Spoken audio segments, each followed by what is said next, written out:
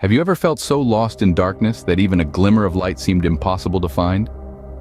Today, we're journeying back 2,000 years to the bustling streets of Jericho, where we find a man named Bartimaeus sitting by the roadside. Bartimaeus was a blind beggar, a man whose life was defined by darkness. Imagine, if you can, a world without the dawning light of day, the vibrant colors of the marketplace, or the comforting faces of loved ones. This was Bartimaeus' reality, a world shrouded in an unending night. Now, blindness in this era was not merely a physical ailment, it was a social sentence. It consigned one to a life of dependency, to the fringes of society. A blind person's existence hinged on the mercy of strangers. Yet, within Bartimaeus, despite his physical darkness, beat the heart of a man who refused to let his circumstances define him. In his world of darkness, Bartimaeus saw what many with sight often miss: a beacon of hope, a pathway to the light. He understood that his physical condition did not limit his spiritual vision. His story is not just about physical blindness, but about the kind of vision that sees beyond the visible, that reaches into the realms of profound faith and hope. In an era where modern medicine was centuries away, those afflicted like Bartimaeus might have sought remedies from local healers or priests, hoping for a miracle through herbs, prayers, or rituals. Maybe he visited the temple, seeking divine intervention, where ancients imposed hands in a plea for healing. But the paths he explored, filled with the wisdom and practices of the time, could not penetrate the darkness that enveloped his world.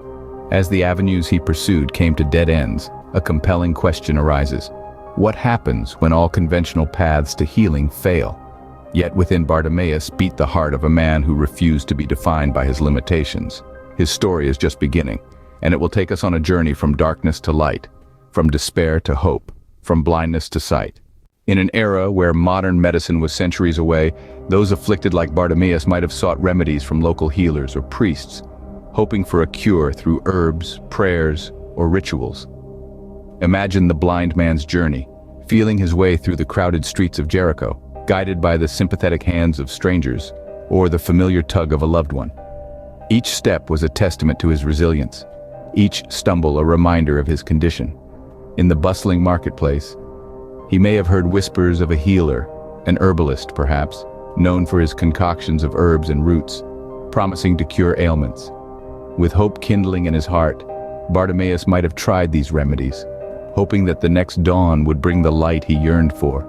Perhaps he sought solace in the temple, the holy place where the divine and human realms touched each other. Here the priests, the intermediaries between God and man, might have chanted prayers over him, their hands heavy on his head, their voices rising and falling in rhythmic incantations. Yet, despite his efforts, the blinding darkness remained, as impenetrable as ever. The herbs failed to restore his sight. The prayers echoed in the vastness of the temple, unanswered. The darkness, it seemed, was immune to the earthly remedies and divine interventions he sought. But Bartimaeus' story is not one of despair. It is one of relentless pursuit, of a man refusing to be confined by his physical limitations. His search for light was not deterred by the failed remedies or the silent heavens. His spirit, undeterred by the darkness that enveloped him, continued to seek the light. This unyielding spirit led him to the dusty roads where Jesus was passing by. It was here, amidst the thronging masses, that Bartimaeus found his beacon of hope. It wasn't in the herbs or the prayers, but in a carpenter from Nazareth. So what happens when all conventional paths to healing fail?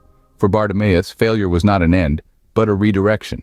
It led him to a path less trodden, a path that required not sight, but faith, a path that led him from darkness to light. This voice belongs to Bartimaeus, who, despite his blindness, sees an opportunity for transformation.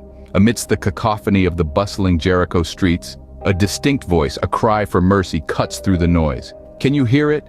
It's a voice laced with desperation, yet filled with hope. A voice that carries the weight of a life lived in darkness, yet yearns for light. It echoes with a prayer, simple yet profound: Jesus, Son of David, have mercy on me. Imagine the scene.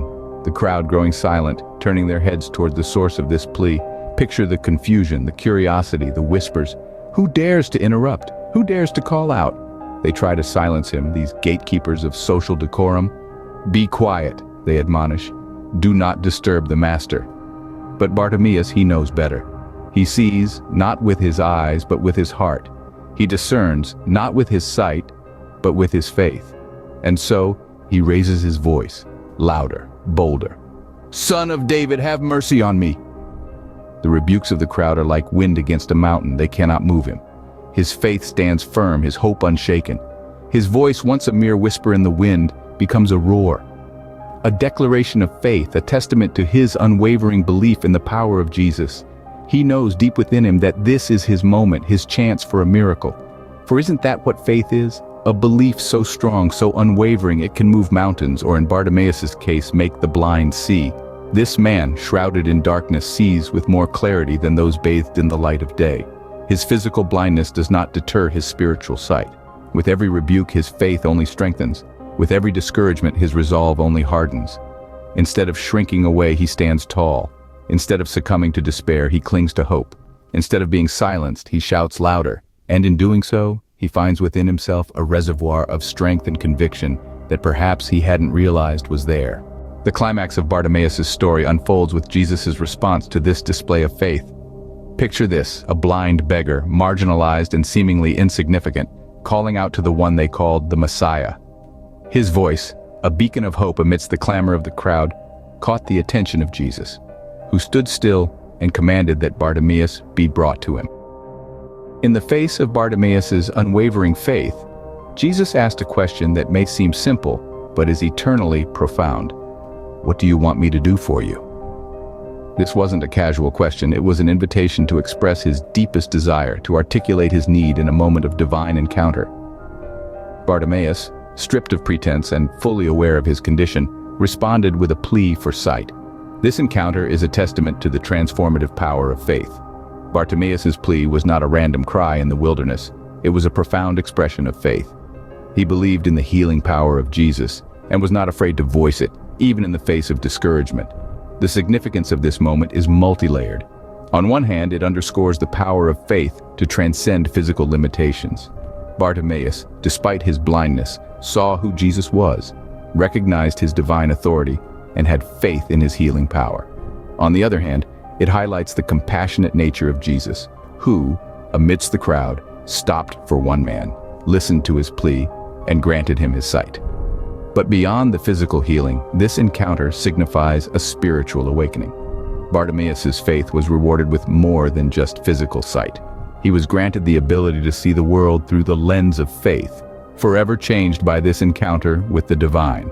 So we circle back to our initial question. Can a single moment of faith ignite a miracle, transforming darkness into light? The story of Bartimaeus suggests that it can. His journey from darkness to light was ignited by a moment of unyielding faith, proving that when we believe, truly believe, miracles can unfold before our very eyes. The miracle of Bartimaeus is a testament to the strength of faith and the transformative power of a single moment of divine intervention. His story paints a vivid picture of the human spirit's indomitable nature and the vast potential of faith to bring about change.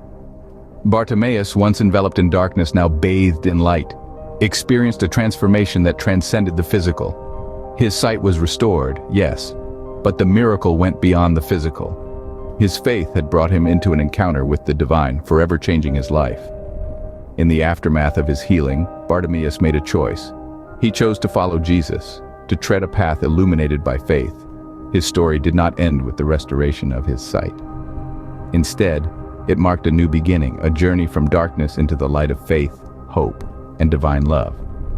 For those of us who listen to Bartimaeus' story today, there's a profound lesson to be learned. His encounter with Jesus reminds us that faith is not just about believing in the unseen, but also about daring to voice our needs, our hopes, our dreams. Just as Bartimaeus did, we too can call out amidst our struggles, our challenges, our darkness, and believe in the possibility of light, of change, of miracles. We too can choose to see beyond our physical circumstances, beyond the limitations that the world might place upon us. Bartimaeus' story is not just a tale of a miracle that happened 2,000 years ago. It's a testament to the transformative power of faith that is still at work today. It's an invitation to each of us to step out of our darkness, to seek the light, and to believe in the possibility of transformation. As we journey through life, may Bartimaeus' story inspire us. May it encourage us to see with the eyes of faith, to hope against all odds, and to believe in the transformative power of divine intervention. May you find the courage to seek your own light, just as Bartimaeus did, and discover the transformative power of faith.